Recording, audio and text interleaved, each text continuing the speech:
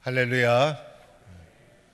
서로 칭찬하는 캠페인을 하는데 칭찬 한마디 서로 하는 게 좋지 않겠나 싶은데 기본적인 칭찬을 옆에 있는 분하고 서로 하도록 하겠습니다.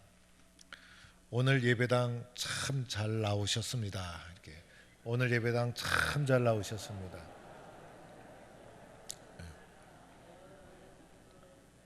한 번 더 칭찬하겠습니다. 올해가 가기 전에 밥 한 번 사겠습니다.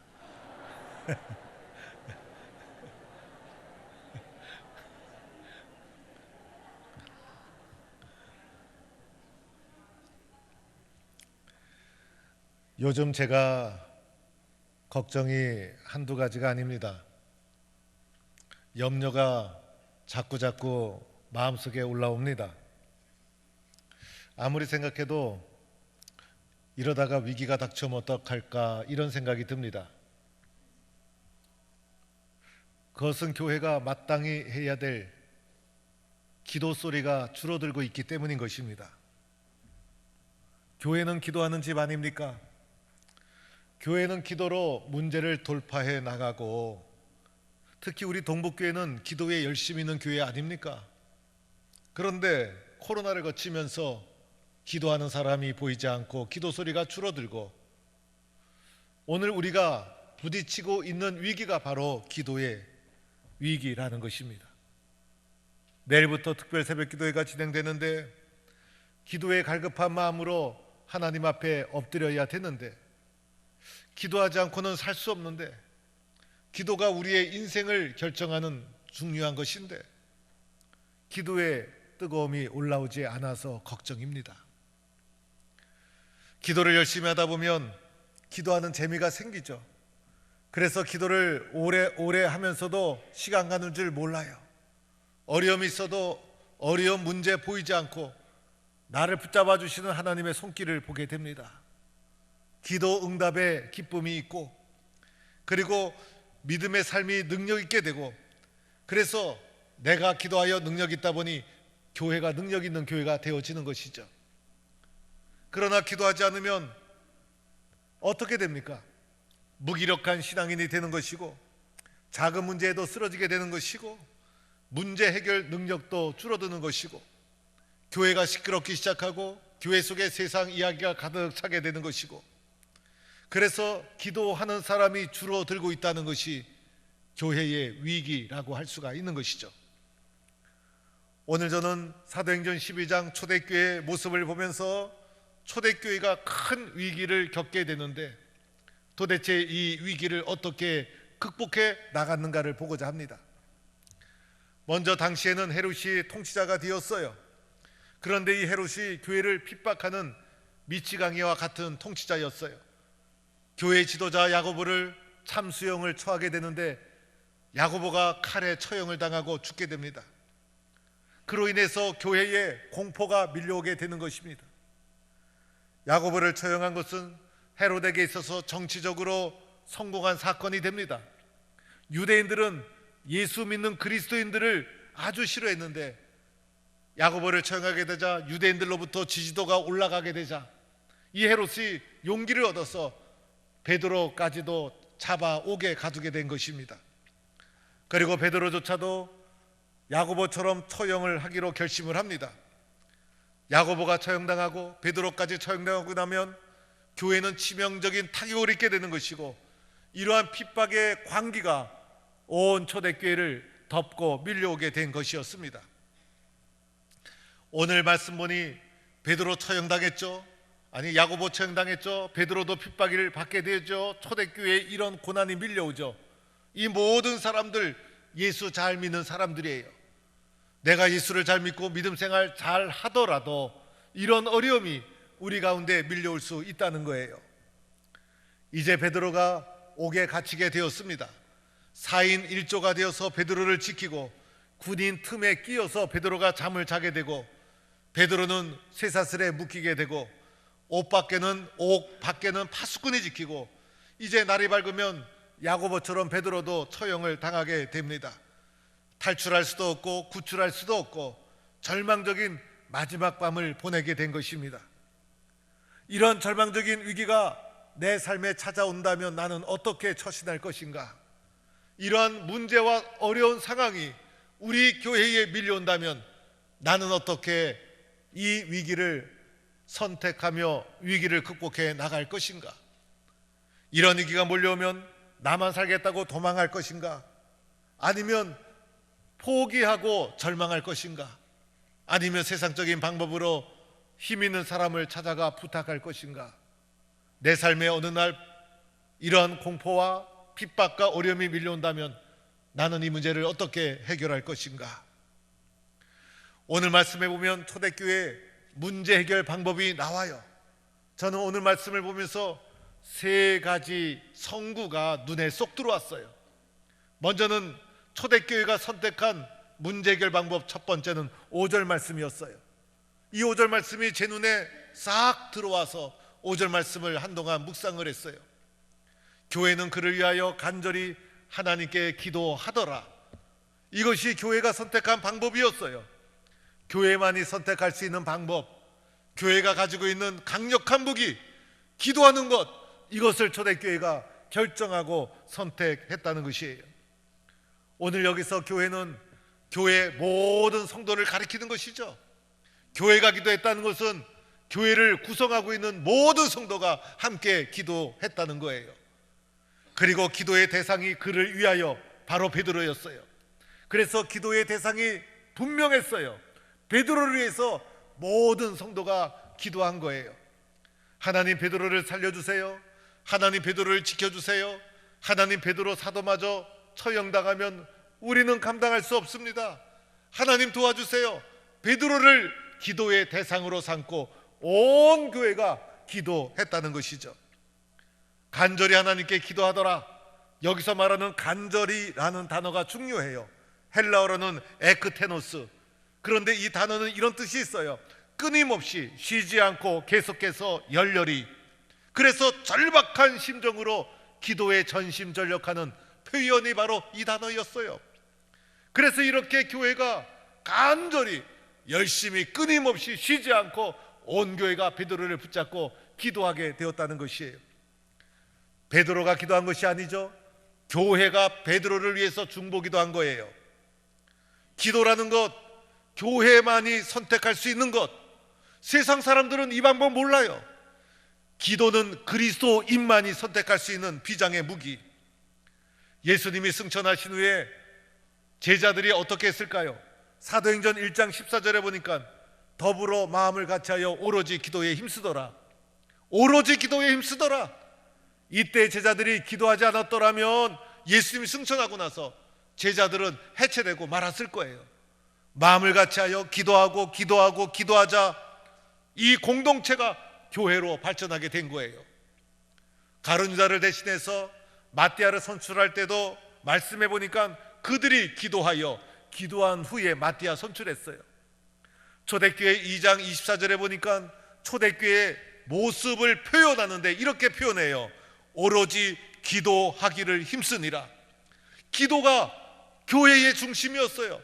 기도 빼면 교회는 교회가 아닌 거예요.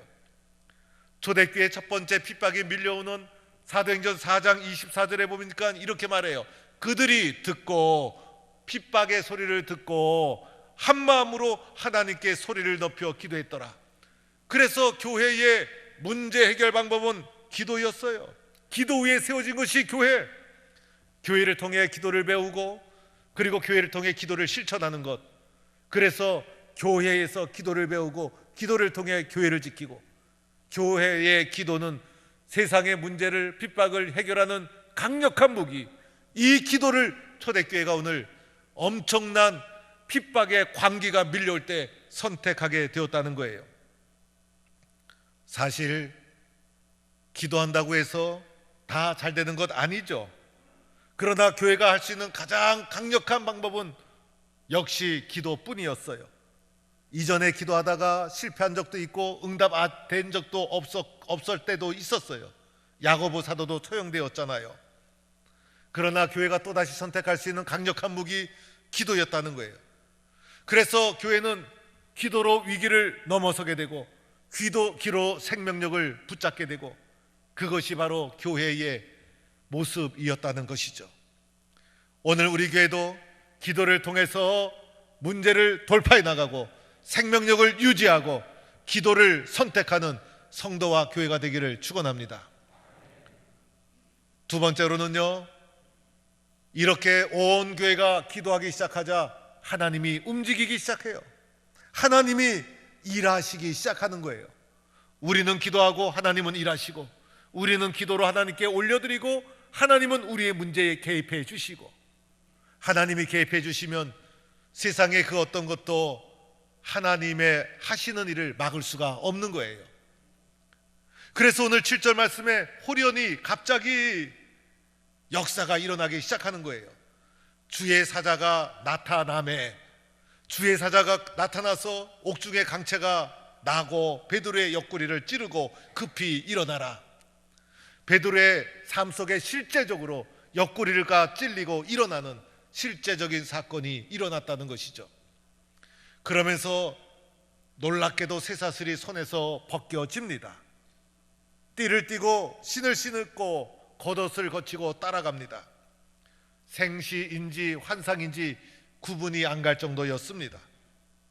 옥문을 나서고 둘째와 첫째 파수를 지났다. 겹겹이 도무지 탈출할 수 없는 베드로를 감시하는 망이 겹겹이 철통같이 있었다는 것을 말해주죠. 그리고 바깥으로 통하는 마지막 쇠문 앞에 이르게 됩니다.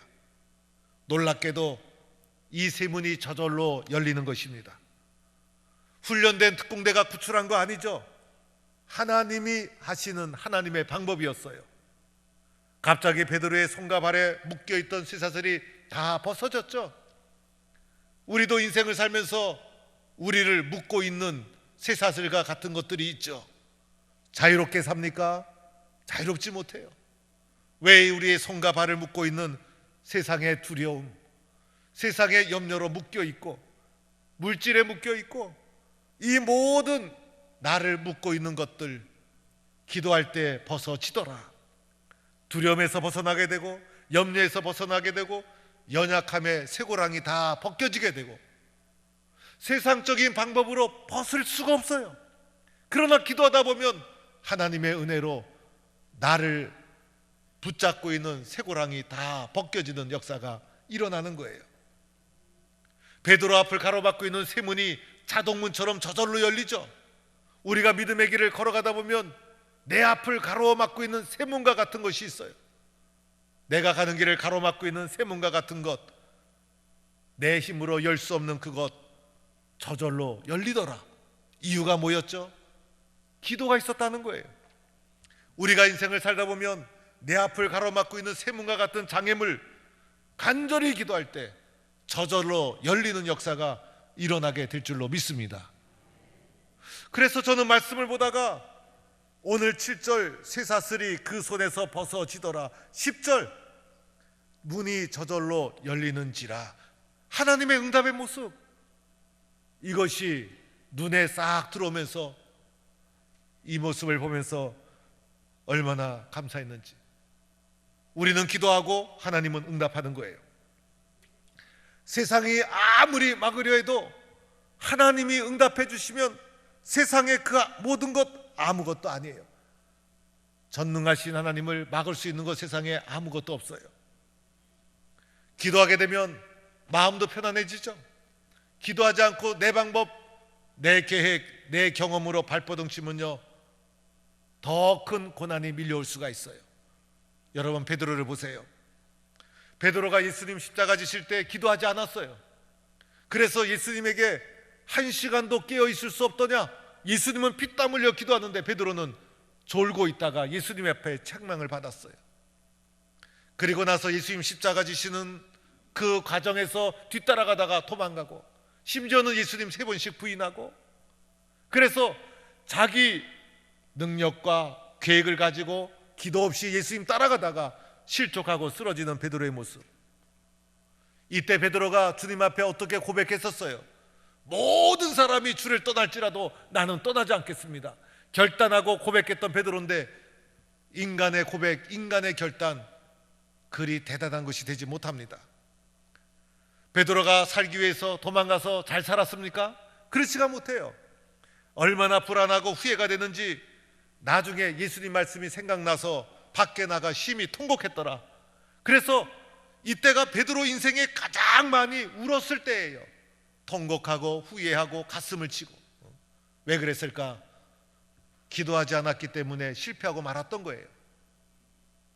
그런데 지금 사도행전 12장은요 그때보다 더 무서운 상황이에요. 예수님 따라갈 때는 예수님이 지신 십자가, 지금은 자기가 져야 할 십자가.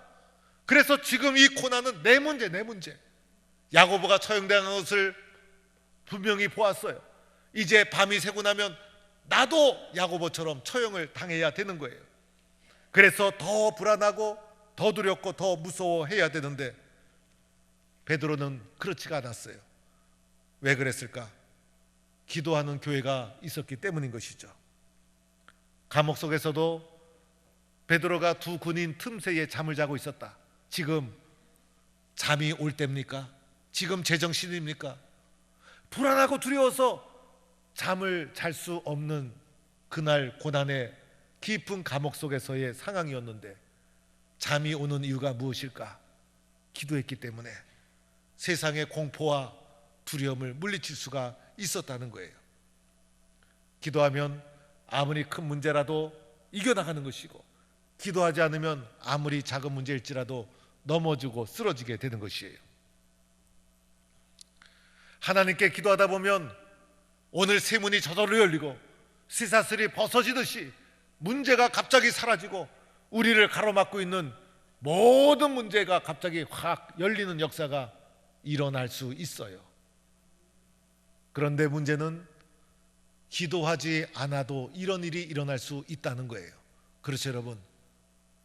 기도하지 않았는데 저 사람은 이상하게 잘 돼. 그럴 수 있어요, 여러분. 그런데 여기에 차이가 있어요. 기도하지 않고 잘 되면요, 그게 잘 되는 게 아니에요. 기도하지 않고 잘 되면요, 그 사람은 내가 잘나서, 내가 실력이 있어서 저절로 잘 되는 줄 알고 교만하게 되는 거예요. 하나님이 싫어하는 것이 교만한 사람. 그래서 그 사람은 하나님 찾지 않아요. 하나님과 멀어진 인생을 살게 되고 결국은 실패한 인생으로 전락하고 마는 거예요. 그래서 기도하지 않은 사람이 잘 되는, 잠시에 잘 되는 것을 부러워하지 말아야 되는 거예요. 그런데 기도하고 잘 되면 어떻게 될까요? 하나님의 은혜를 기억하고 하나님께 감사하게 되고 하나님의 사람으로 살아가게 되고 또다시 어려움이 찾아오면 또다시 기도하게 되고 결국은 어떠한 상황 속에서도 하나님을 붙잡고 살아가는 믿음의 사람이 되어지는 거예요. 그래서 우리들은 기도하지 않고 잘 되기를 원하지 말고 기도하고 잘 되는 믿음의 사람으로 살아갈 수 있기를 축원합니다. 세 번째로는요, 마지막 12절 말씀이에요. 여러 사람이 거기에 모여 기도하고 있더라. 마가의 집에 베드로가 가보니 아직도 기도하고 있어요. 이것은 언제까지 기도해야 되는가를 말해주죠. 언제까지 기도해야 됩니까?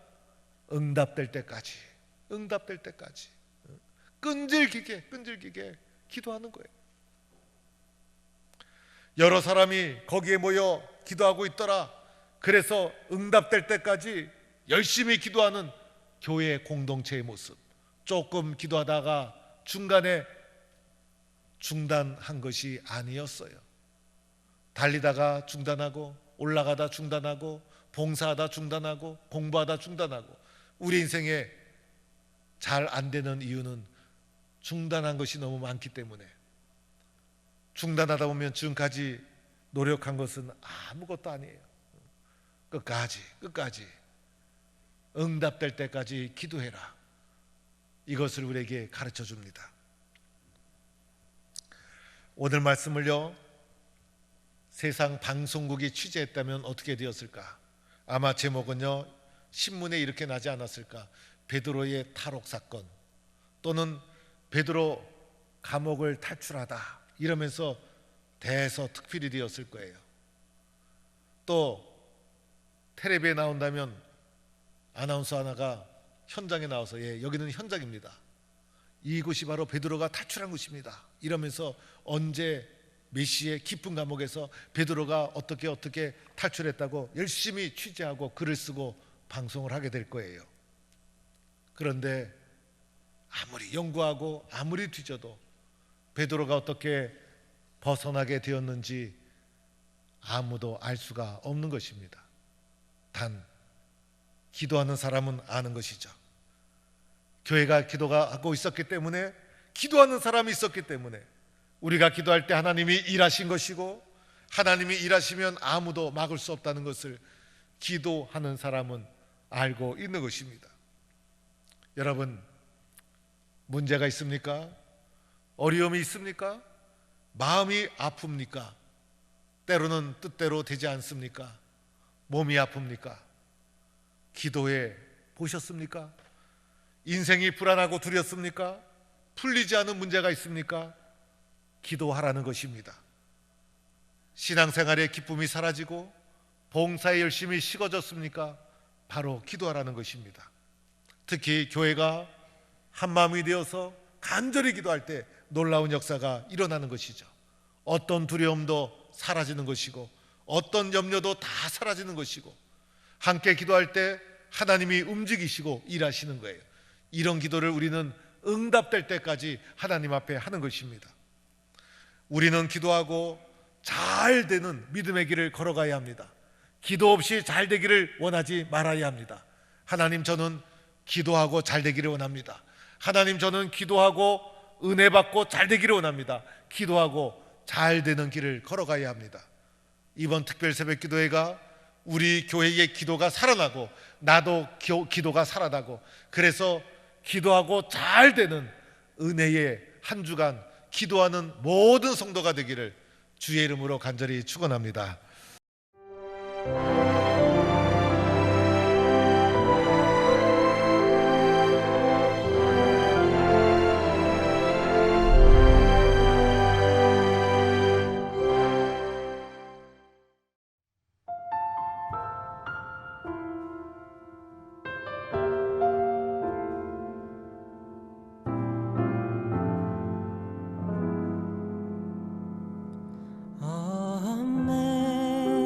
Amazing grace, how sweet the sound that saved a wretch like me.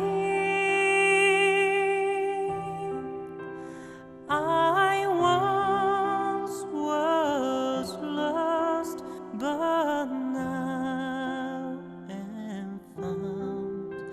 Was blind, but now I see. 'Twas